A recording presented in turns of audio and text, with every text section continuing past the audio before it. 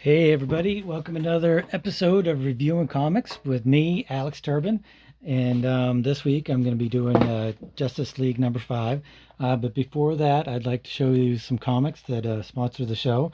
And that's Random Access, which is what I produce every month. I send out a 12-page comic book to all my patrons for $2, and you can also pick these up at alexanderturbin.com, and they're fairly cheap. This is only $125. The newest, and there's also other comic, Mutandis, Forlorn, Cyrene the Cleric 1 and 2. The newest Random Access is Random Access number 11, and with the cover by Chris Knox and the back cover by Joseph Leonardo. And it also has a page by Nathaniel Knapp, and also a back page by Chris Knox, which is another Space Bear, which has been chronicalized in the Random Access for the last few months. And you can get those at alexanderturbin.com. So what I've got today is a goodie but oldie, one of my favorite comic book series of all time, and one of my favorite artists of all time. It was done in 1987 with the pencils by Kevin Maguire and inks by Al Gordon, with story by Keith Giffen and J.M. DeMatteis. So I guess I'm not going to review it so much because I give it a 10 out of 10. Because I think it's probably one of the best comic series of all time. The art and the story just simply blends together beautifully, and I can't really find any kind of faults in the art at all. Kevin is one of my favorite comic book artists of all times. He definitely does some things better than others. His facial expressions and his anatomy and his body work and is all really top notch. His narrative art is really good. He doesn't try to squeeze too much into each of his panels. He doesn't try to squeeze too many panels into each of his pages. And he kind of knows when to have a splash page and when not to. I think he really inspires a lot of my comics that I've drawn over the years. I often start off with a panel, an establishing shot of this kind of three-quarter view, and then go into the details of what's going on with the storyline. I don't know how much of that is the writers. Geffen is an artist of his own right, and he's really good. And DeMatteis, I don't know if in the script they go panel by panel, or they do it kind of the Marvel method, or what, but it all translates really, really well into what's going on. So the storyline is Dr. Fate is going on this. He's investigating this occurrence, which is the Gray Man, which I think began the last issue. But one thing I want to go back to Maguire's art. Probably his strongest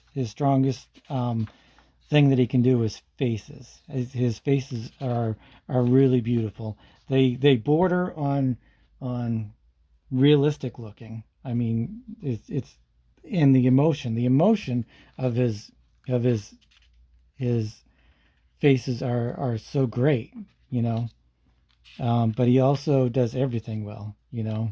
His anatomy's spot on, his flow, and you never get sucked out of the comic. You're always, you know, deeply invested in what's going on with his art. So it starts off with Dr. Fate investigating what's going on with the Gray Man, and he kind of gets captured.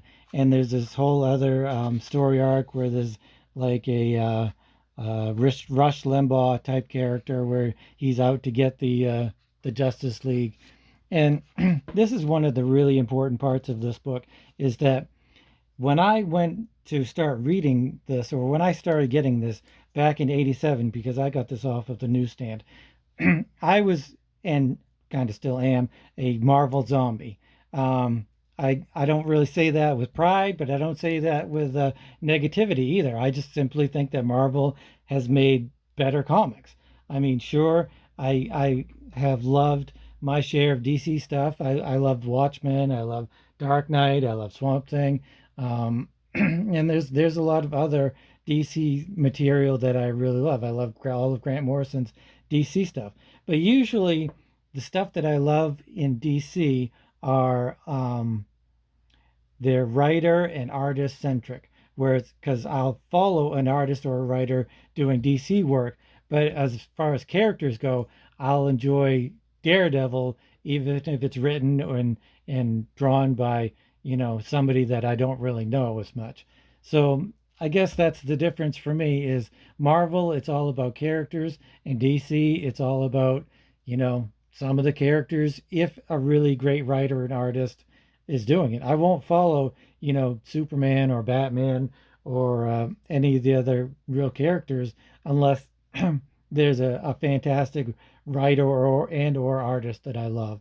So I don't know if that's how everybody is with their comic collecting, but that's just kind of what I do. Um, so it just kind of goes through where Doctor Fate is kidnapped by the or captured by the Gray Man, and they go into the Gray Man's background and how he was kidnapped by the Lords of Order, and he's pissed off at everybody. Um, but the biggest reason that I love this comic, and even though reading this recently, I didn't have the the love of the humor that I did when I first read this, when I was a teenager. I really thought that this comic was super funny and lighthearted, and But reading it now, I'm like, it's still lighthearted, but definitely not as humorous as I once thought it was. But that doesn't take away from the fact that it has one of the most iconic scenes in comic book history.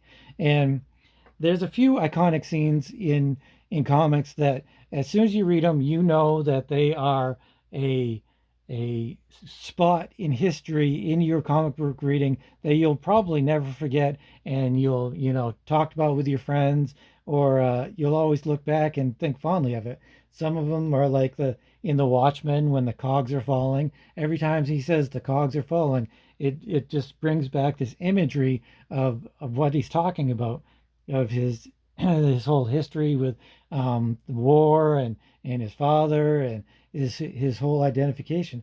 Same thing with in Dark Knight Returns when Batman is fighting Superman, and he hits him in the face, and he's like, "I'm going to show you what it's like to be a man." And so those scenes, those phrases, they kind of stick with me, and I can only assume that they stick with other comic book fans. Um, in this one, it's only two words, because Guy Gardner, some of the humor is how Guy Gardner is such a jerk. Some of the other humor is Blue Beetle and Booster Gold. They're kind of the comedic elements of the book.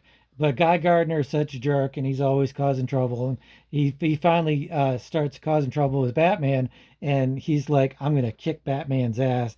And but then really Batman punches him in the face and knocks him out cold. And the whole time they're saying Blue Beetle is laughing his ass off, saying one punch, one punch.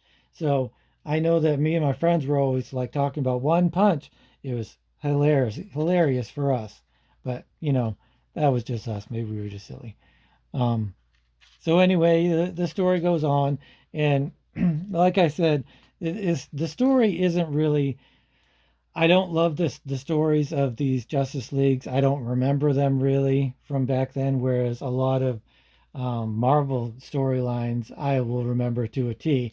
But really, the DC storylines, I don't really know that much, and I mean, I don't remember that much because it's just not something that was iconic enough for me to stay in my memory for 20 or 30 years.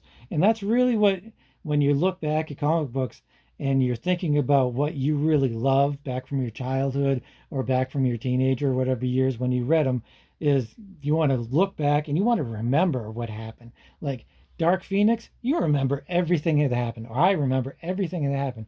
All the Frank Millers, Daredevils, I remember every single thing that happened. They were all very, very important to me. I guess maybe it's just not the love that I don't have for DC characters that make these stories a little bit forgettable for me. But I loved getting them every month, and I love Kevin Maguire's art and Keith Giffen and J.M. DeMatteis. They do a fantastic job writing it. I'm not going to take anything away from it just because I don't remember everything that happened. But rereading it, it is a solid, great read.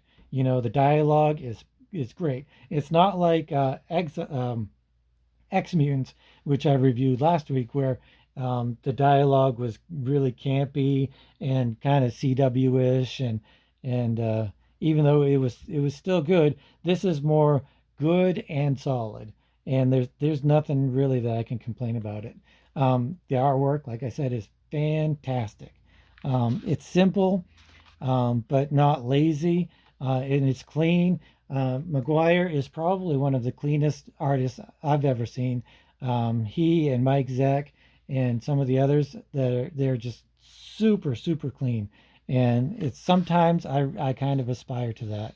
It's one of the things when, because a lot of times I'll be looking at an artist and I'll be like, I want to try to do that. Here's another great emotion face. That's what he's so great at, is conveying emotion with his faces.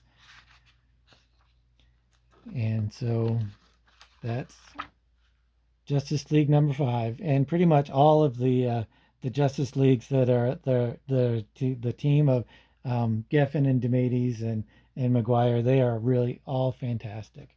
Um, so that's another week of comic reviews. Thanks a lot for watching.